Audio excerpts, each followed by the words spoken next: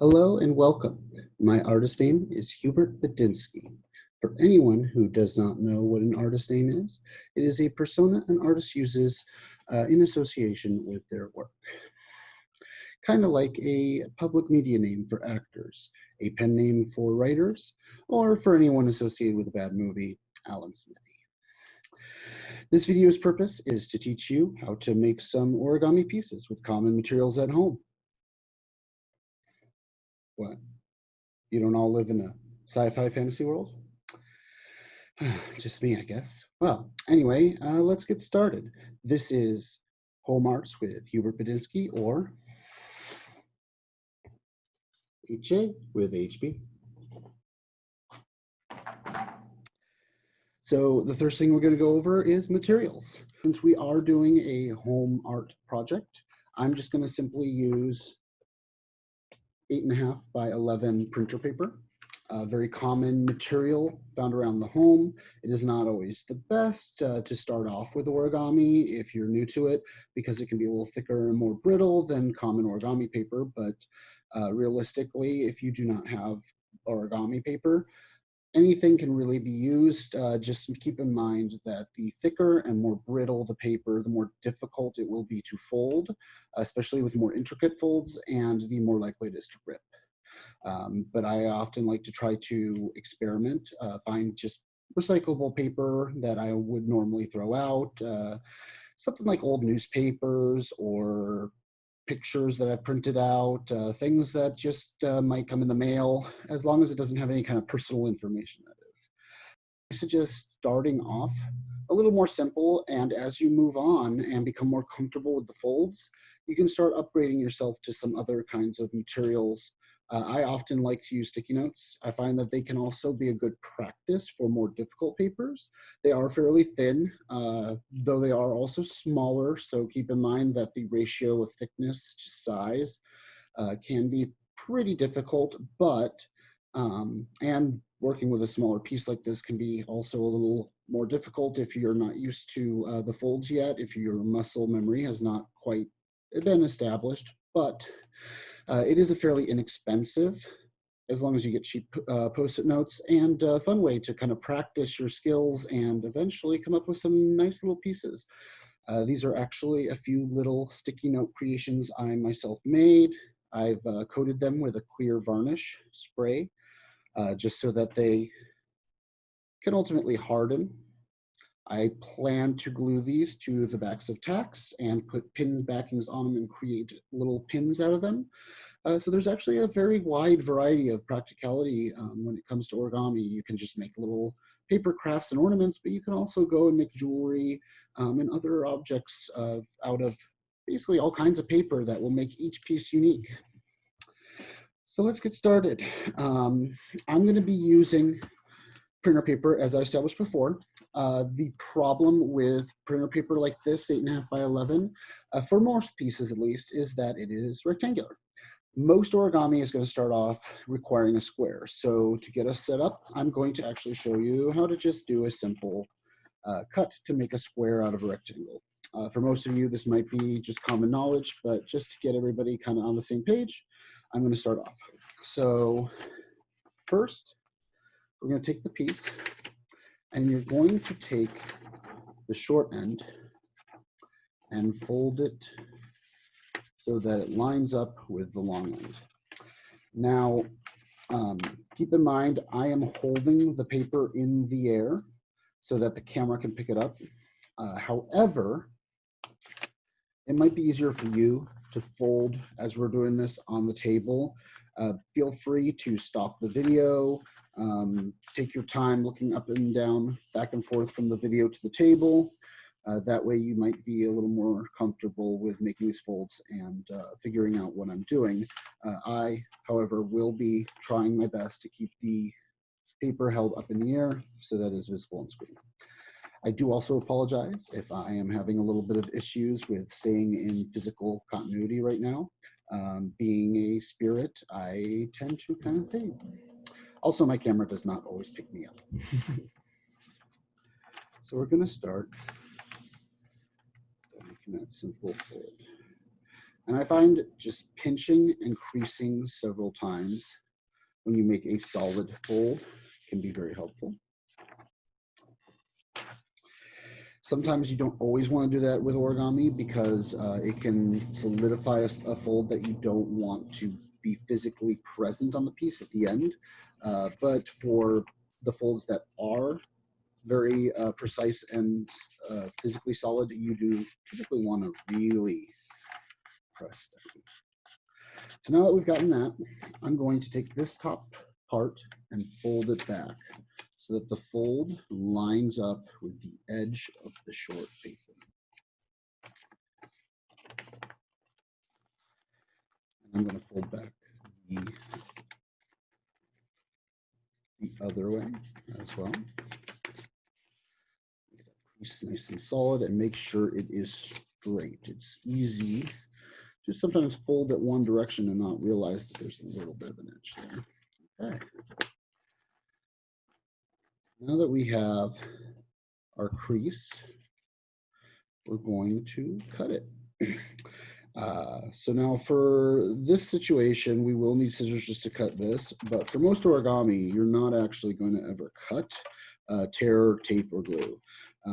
Kirigami is actually a form of paper folding that does utilize scissors, but for traditional origami, there's usually no folding.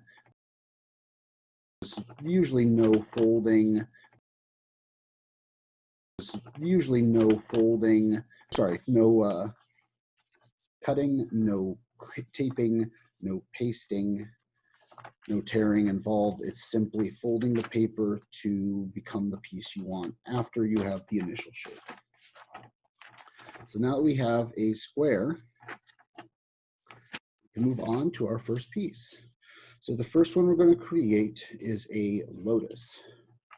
So a traditional origami lotus blossom is going to actually start with a type of base.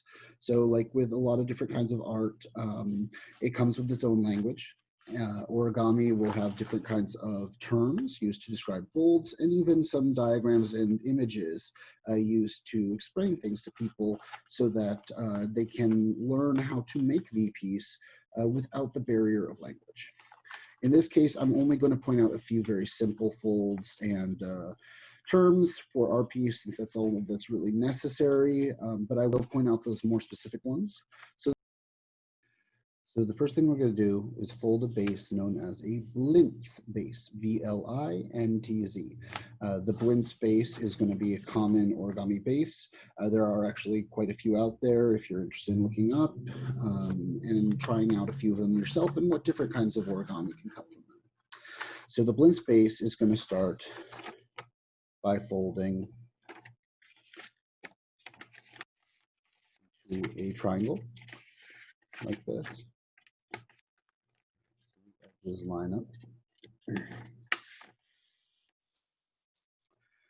Unfolding, and then ours already has the other side folded in the process of making our square, but we can just fold it again to make sure. And now we should have this square or diamond with a cross running from left corner to right corner, top to bottom, meeting in the middle. The next step, we're going to take one corner and we're going to fold it so that the tip of the corner actually ends up in the middle, and just crease there. So what we were doing here, folding like this with the middle crease being on the back side, is known as a valley fold. If we were to fold it so that the crease was pointing out from the front like this, it would be known as a mountain fold. The reason for it is, as you can see, it creates sort of a valley on the front when you do a valley fold, coming forward in the process of the fold. And when you're doing the mountain fold, it actually creates sort of a mountain peeking up before you fold it down. Those are actually two of the most common folds that you're going to see in origami. They're very basic, and they typically are within every piece.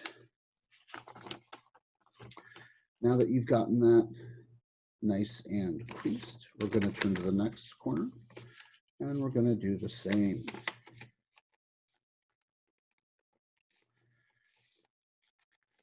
And just crease it. Nice. It can be very difficult to get these to be just right sometimes, especially when you're using printer paper or other papers that are a little thicker, a little coarser, something that you cut into a square yourself. So yeah, keep in mind that for most of this piece, it really doesn't matter too much if you have a little bit of room for error. As you can see, my corners don't perfectly line up. This is a very basic piece, and the folds in this case do not have to be necessarily precise, but the more precise they are, the nicer the end product usually looks. So I wouldn't worry too much practicing your first few pieces, but if you want to start trying to challenge yourself, I would say try to get those folds to line up as close and nice as you can, just as a common practice more and more as you do origami. Especially because I am holding the paper up like this rather than on the table for most of the folds, it will be a little difficult for me. So there will be a little bit of room for error on mine. So I'm going to actually, for time's sake, just kind of skip ahead and fold the other two down. And if you want to pause the video and do the same, I will meet you at the end. All right, welcome back. So this is going to be our Buddinksi base with a square folded, so the corners all meet in the middle, creating sort of this envelope or wrapped package look if it was two-dimensional. So the next step is, believe it or not, to reproduce that previous fold once again. We're going to take the corner and we're going to fold it down into the middle. So one thing to keep in mind about the Lotus is that it really doesn't matter too much how many layers of Buddinksi base you fold in to create an end product. The biggest importance is that aesthetically it will be more intricate and have more petals, more layers of petals in the end when you do it. And the difficulty of folding the final steps will be higher the more layers and more petals you do. So I would usually start with 2 or 3. Usually 3 is the basic number that you will find in most origami tutorials for how to create this or diagrams. If you are having a little difficulty because this is a thicker paper, I would suggest that you start with 2 and then move your way up to 3, 4. I've even done 5 and 6 before. It is very difficult, and I would suggest that you go a larger paper for those at first. But it is very possible to make these. You might have a little bit of tearage on some of your petals at the end, but aesthetically it should still look pretty pleasing. So once again, we're going to do all 4 corners. Fold them in.